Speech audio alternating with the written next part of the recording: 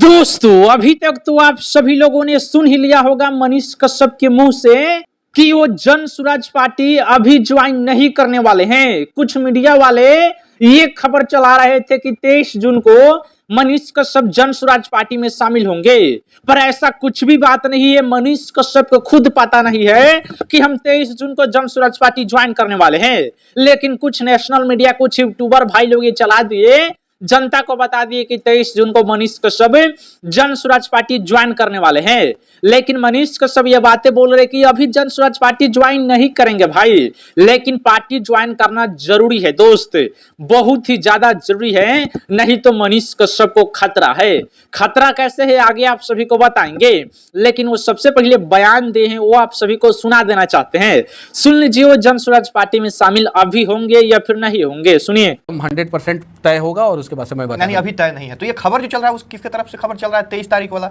अब ये वाला भी आप जवाब दे ही दीजिए कि 23 तारीख को क्या कुछ होने वाला है। 23 तारीख को मैं चनपटिया में रहूंगा, 23 तारीख को मैं बेतिया में रहूंगा, तो क्या सुगौली में रहूंगा या चंपारण में रहूंगा, कहीं भी अपना घूमते रहूंगा। मतलब 23 तारीख को मनीष कश्यप जन स्वराज नहीं ज्वाइन कर रहे हैं, अभी नहीं कर रहे हैं। तो ये जो खबर, तो देखिए मनीष भैया ही बोल रहे हैं कि जन स्वराज पार्टी में अभी शामिल नहीं होंगे।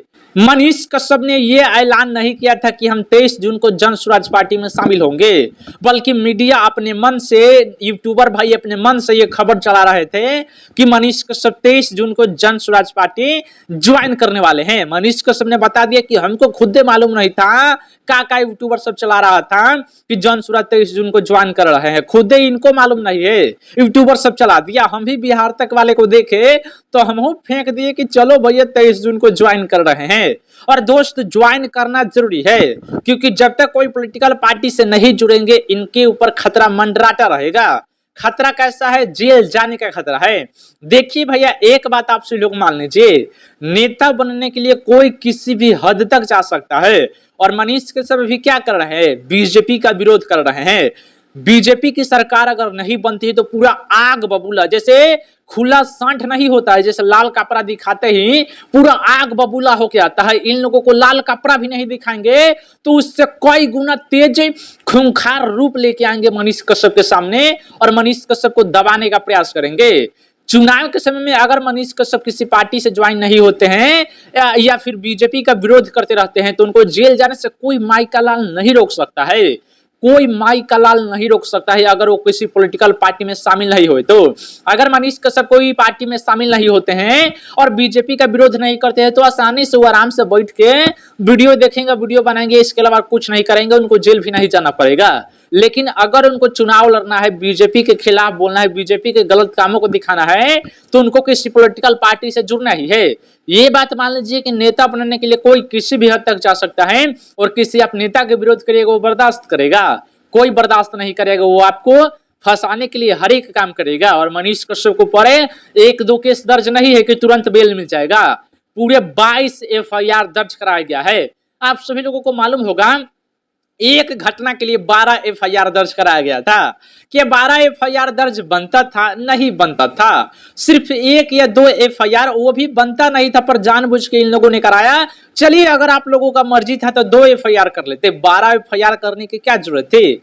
बिहार के 6 जगहों पे FIR दर्ज कराया गया, तमिलनाडु के 6 जगहों पे FIR कराया गया, और ये कोई जनता FIR नहीं की, तमिलनाडु के लोग FIR नहीं किए कि हाँ हमारे स्टेट के बारे में इन्होंने गलत बोला है, या फिर बिहार की जनता ने ऐसा कुछ नहीं देखा कि मनीष कश्यप ने गलत बोला है, बिहार को बदनाम किया है, इसके लिए FIR करे। प्रशासन ये नेता के दबाव में आके उनके ऊपर FIR दर्ज किया गया था, उनके ऊपर पूरा 12 केस दर्ज किया गया, सिर्फ एक मामले में, अफवाह खबर मामले में। वो कोई अफवाह नहीं था, पप्पू यादव सबसे पहले चलाए थे, तेजस्वी यादव, नीतीश कुमार सब चला दिए थे, पर वीडियो बनाए थे मनीष कश्यप। 1 तारीख को वीडियो बनाए, 22 तारीख को बाकी सभी नेता बोल दिए थे, और 1 तारीख को, 22 तारीख के बाद जो 1 तारीख आया था उस दिन वीडियो डाले थे, तो उन पर FIR दर्ज कर दिया गया, जानबूझ कर किया गया उनको फंसाने के लिए। आप सभी लोगों को अच्छे से मालूम है। देखिए मनीष कश्यप जी बोल रहे कि अभी जन स्वराज पार्टी में शामिल नहीं होंगे, अभी भले ही मत होइए, पर चुनाव से पहले आप जन स्वराज पार्टी या किसी भी दल को ज्वाइन कर लीजिएगा, वरना आपके लिए खतरा हमेशा ऐसा ही रहेगा, खतरा मंडराता रहेगा। जितना जल्दी हो सके कोई पॉलिटिकल पार्टी से जुड़ जाइए, नहीं तो आपको जेल जाना तय है। और जनता इस बात को समझिए, मनीष कश्यप के ऊपर खतरा मंडरा रहा है। कितने लोग पीछे पड़े हुए हैं, दोस्त नेता बनने के लिए मर्डर हो जाता है। मनीष कश्यप कोई छोटा मोटा आदमी नहीं, पूरे बिहार बीजेपी को अकेला हरा सकते हैं, पूरे बिहार बीजेपी को अकेला फेंक सकते हैं। अगर कोई भी नेता इनके पीछे पड़ गया तो क्या हाल होगा। इसी के चलते बोल रहे हैं कि आप जन स्वराज पार्टी या किसी भी पार्टी को ज्वाइन कर लीजिए, जन स्वराज में शामिल रहेंगे। आपके ऊपर कोई एफआईआर नहीं करेगा, कोई केस नहीं होगा। अगर कोई केस होता है तो प्रशांत किशोर आंदोलन पर उतर जाएंगे, पूरे जन स्वराज के कार्यकर्ता आंदोलन पर उतर जाएंगे कि हमारे पार्टी के नेता के साथ गलत हो रहा है, पूरा आंदोलन होगा। और प्रशांत किशोर का फैन फॉलोइंग कोई कम नहीं है, 2 सालों से पद यात्रा कर रहे हैं। और प्रशांत किशोर का कुछ कुछ आदत इतना खराब लग रहा है, जानते हैं एक जगह जग हो रहा था, प्रशांत किशोर जी रैली कर रहे थे आज से 5 दिन पहले। बुजुर्ग आदमी ने मांग दिया कि भंडारा के लिए कुछ पैसा दे दीजिए। मतलब इस कदर बोले बुजुर्ग आदमी को कि मुंह घुमा के चल दिया कि क्या पैसा मांगे। थोड़ा बात करने का तरीका प्रशांत किशोर सुधार लेते, मानते कि अब बच्चों को समझाते, अपने बच्चों को समझाया कि पढ़ाई लिखाई करो, क्यों यहाँ आके चंदा मांग रहे हो। कोई जग होता है तो छुट्टी ले लिया जाता है स्कूल से, या फिर अपने मन से भी स्कूल नहीं जाया जाता कि चलो 2-3 दिन का जग है तो कर लेते हैं, क्या दिक्कत है। गांव के लोग बोलेंगे भी नहीं कि हाँ नहीं किया तू खाली अपन काम देखता था, गांव के सामाजिक काम में तू हाथ नहीं बढ़ाया। ये सब देखना पड़ता है। प्रशांत किशोर जी बोलने लगे कि क्या पढ़ाई नहीं करता है, आके यहाँ चंदा मांग रहा है, गलत कर रहा है। अरे भैया उनकी भी मजबूरी है, समाज में सबको मिल के रहना है, तो इस बात को समझिए। और मांग ही ली तो क्या हो गया, आपने बोला कि 2 दिन बाद पिटवा देंगे। आप इतने गाड़ियां लेके, आप इतने जन सैलाब लेके चल रहे, आप 2000 रुपया दे देते। सिर्फ 2000 रुपया उन्होंने मांगा था, कोई ज्यादा नहीं मांगा था।